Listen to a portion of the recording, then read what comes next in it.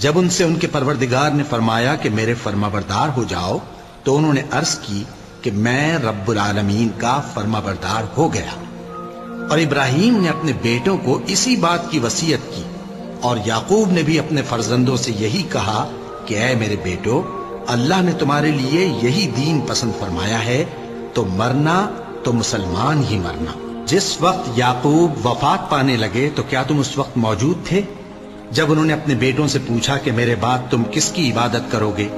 تو انہوں نے کہا کہ آپ کے معبود اور آپ کے باپ دادا ابراہیم اور اسماعیل اور اسحاق کے معبود کی عبادت کریں گے،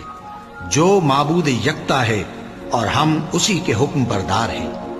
یہ جماعت گزر چکی، ان کو ان کے اعمال کا بدلہ ملے گا اور تم کو تمہارے اعمال کا،